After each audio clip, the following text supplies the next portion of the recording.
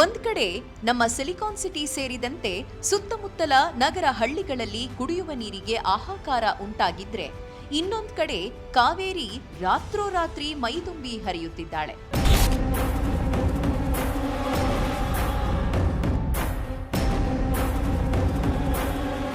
ಈ ನೀರು ತಮಿಳುನಾಡಿಗಲ್ಲ, ನಮಗೆ ಬೆಂಗಳೂರಿಗೆ ಅನ್ನುತ್ತಿದ್ದಾರೆ ಉಪಮುಖ್ಯಮಂತ್ರಿ ಡಿಕೆ ಶಿವಕುಮಾರ್. ಹನಿ ನೀರನ್ನು ತಮಿಳುನಾಡಿಗೆ ಹರಿಸುವುದಿಲ್ಲ, ನೀರು ಹರಿಸುವ ಮಾತೇ ಇಲ್ಲ ಅಂದಿದ್ರು.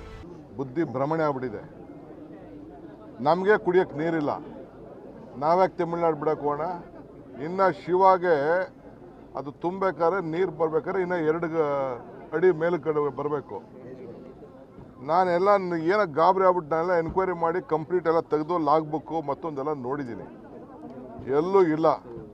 ನಾವು ಬೆಂಗಳೂರಿಗೆ ಕಾವೇರಿ ನೀರು ವಿಚಾರದಲ್ಲಿ ನಾವು ಭಾಳ ಹುಷಾರಿದ್ದೀವಿ. ನೀರಿದೆ ನಮಗೆ, ಯಾವ ಕಾರಣಕ್ಕೂ ನೀರು ತಮಿಳುನಾಡಿಗಲ್ಲ, ನಮ್ಮ ರೈತರಿಗೂ ನಮ್ಮ ಕೈಲಿ ಬಿಡೋಕ್ಕಾಗಲ್ಲ. ಇರೋ ವಿಚಾರ ಹೇಳ್ತಾ ಇದ್ದೀನಿ. ಆದ್ರೆ ಅವರ ಮಾತನ್ನು ಕೇಳದೆ ಕಾವೇರಿ ದಾರಿ ತಪ್ಪಿ ತಮಿಳುನಾಡಿನ ದಾರಿ ಹಿಡಿದಿರುವ ಹಾಗೆ ಕಾಣ್ತಾ ಇದೆ.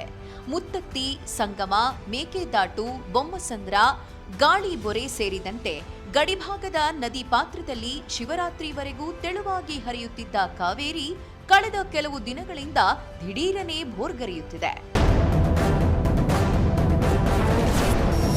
ಬೆಂಗಳೂರಿಗೆ ಬರಬೇಕಿದ್ರೆ ಕಾವೇರಿ ಹರಿಯಬೇಕಿದ್ದದ್ದು ತೊರೆಕಾಡನಹಳ್ಳಿ ಪಂಪಿಂಗ್ ಸ್ಟೇಷನ್ ಕಡೆಗೆ, ಆದರೆ ಅದು ಬಂದಿರುವುದು ಸಂಗಮಕ್ಕೆ.